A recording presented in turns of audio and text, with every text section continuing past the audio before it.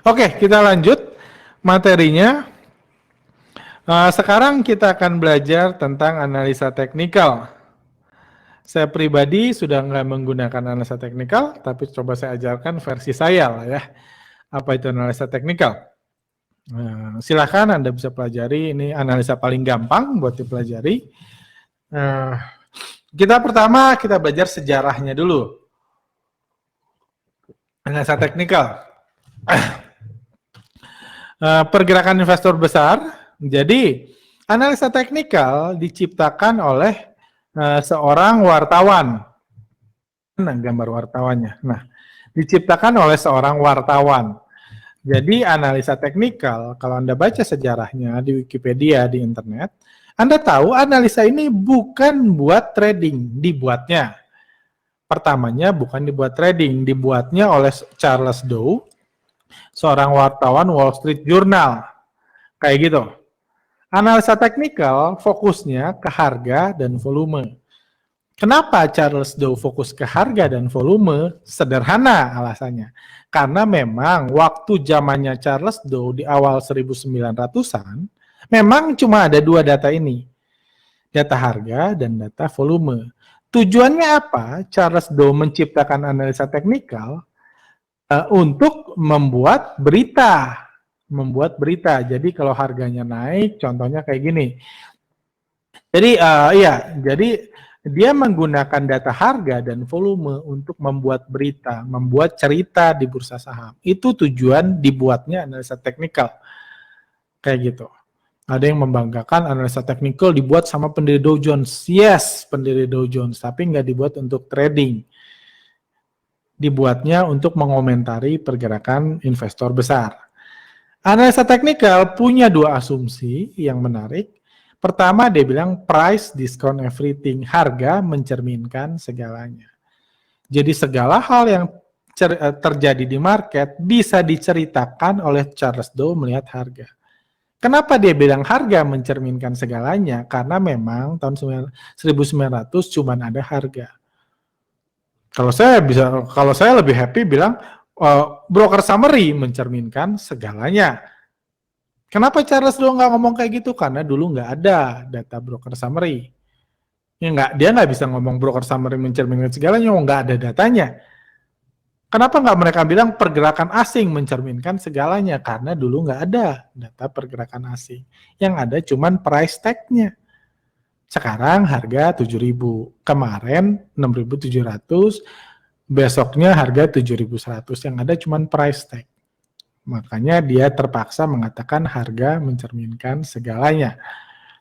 Kedua, dia juga mengambil istilah yang dipakai banyak orang, history repeat itself. Ada yang bilang nothing new in the world. Jadi sejarah mencerminkan segalanya. Tujuan analisa teknikal dibuat untuk mengomentari atau mengikuti pergerakan asing, pergerakan pemain besar. Kalau Charles Dow bilang institutional investor atau ini atau smart money, sama aja. Gimana caranya? Jadi idenya kayak gini yang dibuat ide Charles Dow. Kurang lebih saya nih. Jadi misalnya ada harga saham tiba-tiba naik.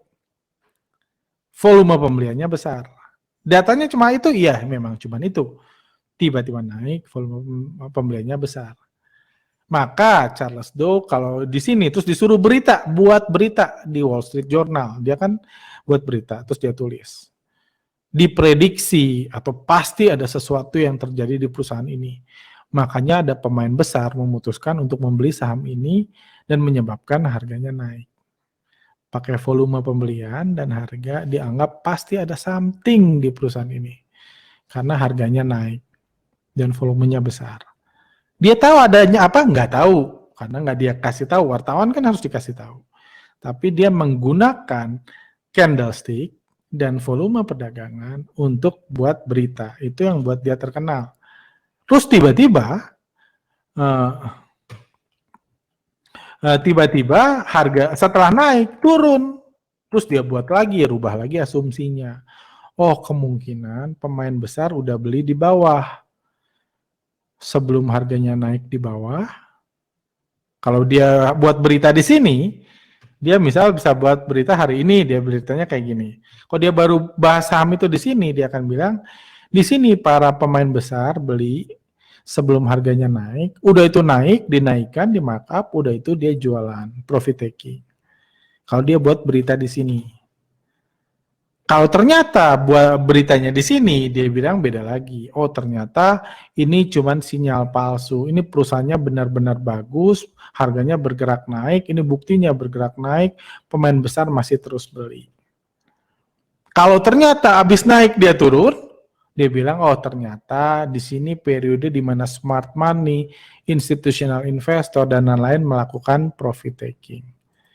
Jadi diputar-putar tergantung dia ngeluarin beritanya kapan. Jadi seru. Bagaimana kita ngarang cerita menggunakan candlestick. Seru. Kenapa dia ngarang cerita menggunakan candlestick? Karena memang dulu cuma ada candlestick. Ya nggak ada yang lain. Dulu cuma ada candlestick, jadi dia ngarang cerita menggunakan candlestick. Itu aja. Kayak gitu. Jadi tergantung dia ngarangnya di mana. Karena kenapa kayak gitu? Dia memang kerjanya wartawan. Anda bisa googling pun sampai beliau meninggal nggak ada bukti, nggak ada catatan, nggak ada pengakuan kalau dia pernah menggunakan analisa ngarang cerita ini buat trading kayak gitu. Tujuannya apa? Mengomentari pergerakan pemain besar, smart money, institutional investor, sama sebenarnya kayak bandarmologi. Fokusnya membaca pergerakan pemain besar. Kalau tiba-tiba naik, dibilang ada pemain besar masuk. Kalau turun, ternyata oh berarti masuknya di sini dia profit taking. Kalau ternyata di sini naik, dia bilang wah ini perusahaan bagus nih, fundamentalnya bagus, cuman pakai cerita ini. Ini cuma sinyal palsu turunnya, cuma koreksi sementara, cuma pullback, kasih nama aja semua, udah itu naik. Setelah itu turun, oh ternyata di sini pemain besar profit taking. Semuanya bisa dikomentari setelah ada harganya setelahnya. Seperti itu. Tapi metode Charles Dow buat cerita ini begitu menarik sampai orang membuat metode lain. Jadi ditransformasi jadi entry, take profit, dan stop loss. Jadi dibuat trading strategi. Itulah analisa teknikal. Jadi orang menggunakan metode candlestick buat jualan sistem. Buat buku. Anda kalau lihat cerita-cerita penemu analisa teknikal hampir semua jualan buku. Kalau sekarang YouTuber mungkin. Kalau dulu jualan buku kan. Bukunya booming, menganalisa masa lalu. Dan so far belum ada yang saya tahu yang benar-benar punya fund manager besar yang sampai sekarang tumbuh, belum ada. Mayoritas penjual buku, dia merubah metode ini, jadi ini Anda baca satu-satu. Kalaupun dia profit besar, biasa profit besarnya itu diketahui di bukunya. Sama kayak saya YouTuber, saya bilang, sebagai YouTuber, saya bilang, saya untung besar di bursa saham. Kayak gitu sebentar. Ups, oke. Kalau saya YouTuber, saya bilang saya untung besar di bursa saham, pakai metode bandarmologi. Benar atau enggak, cuma saya yang tahu. Kayak gitu. Jadi, dulu pakai metode teknikal, karena ini metode paling gampang dan paling murah dipelajari. Jadi buat entry, misalnya, saya kasih contoh, buat entry, saya punya metode, ARGA Technical Analysis. ATA, harga technical analysis. Metode saya adalah kalau ada tiga candlestick hijau, makanya kita beli. Kalau ada 3 candlestick hijau, kita beli. Kayak gitu. Itu bisa untung. Kalau 2 candlestick setelahnya merah, kita cut loss. Kalau udah setelah 3 candlestick hijau itu ada 5 candlestick hijau, kita profit taking. Jadi itulah transformasi dari technical analysis. Tadinya untuk buat ngarang cerita, dibuatnya. Setelahnya ada jadi entry, take profit, dan stop loss. Terus gimana tahu metode saya itu sukses? Dicoba ke masa lalu. Kayak gitu. Gimana coba masa lalunya? Kita lihat aja sahamnya, tinggal kita pilih. Itu namanya metode backtesting. Makanya seorang analis teknikal yang jualan seminar, dia selalu bilang profitabilitas, backtesting, sudah terbukti untung. Saya sudah coba untung. Dia nunjukin screen cap yang untung. Karena memang outputnya cuma itu. Entry di mana, stop loss di mana, exit di mana. Itulah transformasi dari analisa teknikal. Tadinya cuma buat mengomentari, jadi transformasi. Tinggal di backtesting. Misalnya, metodenya adalah kalau MA20 crossing ke MA50, beli. Kayak gitu. Beli MA20 crossing ke MA50, dibeli. Bagi yang nggak tahu silahkan googling, moving average 20, crossing sama moving average 50, misalnya kayak gini. Indikatornya Anda beli. Untung nggak metode ini? Nggak tahu. Tapi kita coba aja di masa lalu.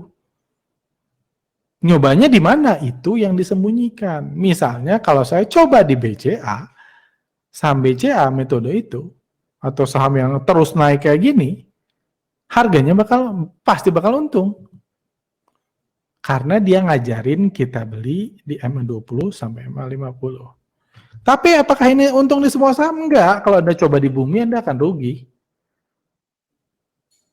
Tapi kalau Anda mau jualan, Anda kasih tahu yang di BCA dong.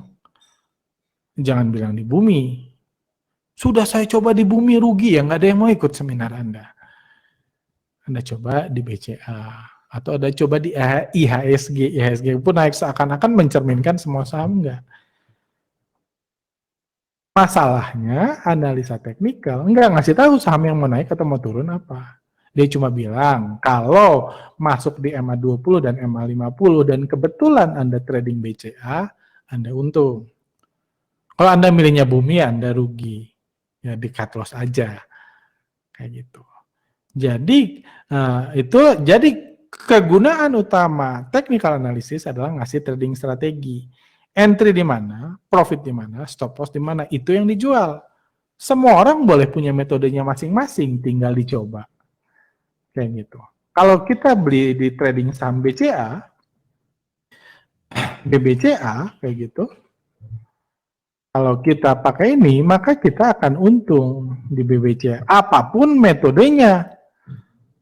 Metode paling untung di BBCA adalah trading strategi. Kalau kita udah tahu grafiknya kayak gini, metode untungnya buy di 2014 awal tahun, simpen terus sampai 2019. Sampai awal 2020 itu metode paling untung, nggak usah pakai teknikal, kita udah tahu kok dia naik. Cuma apakah metode yang sama bisa dipakai di sini? Ya nggak tahu kalau di sini. Apakah nanti kita tinggal simpan 6 tahun akan naik kayak gini? Ya nggak tahu. Itu nggak ada urusannya sama teknikal. Tapi kalau grafiknya udah ada, kita bisa buat. Atau kita bisa tarik support. Nah, beli di sini, udah sesuai di sini. Kenapa? Karena kita udah tahu mantul. Kalau kita belum tahu, kita bingung juga. Ini jadi support atau resisten. Tapi kalau udah tahu, kita ini. Jadi di backtesting, sebenarnya ironisnya, kalau beli saham BCA, misalnya beli saham BCA, atau grafiknya seperti ini, sebenarnya kan entry dari technical analysis itu cuman buy di mana, kan ngajarin kita untuk beli. Sebenarnya kalau harus di backtesting di saham BCA atau di ini IHSG, kita kasih monyet, kasih tombol buy, trading dia beli IHSG, dia udah cuan. Kalau dia cuma bisa beli, kapanpun dia beli, kalau dia nunggu 2-3 tahun udah untung. Tinggal pencet aja beli. Atau dia pencet jual beli, kasih tombol 1 jual, 1 beli. Kalau dicobanya di BCA. Kalau dicobanya di grafik yang seperti ini gitu. Grafiknya seperti ini yang naik dari misalnya naik dari 9.000 sampai 30.000. Kalau Anda kasih monyet tombol buy dan sell, itu trading strategi kita nyuruh monyet beli.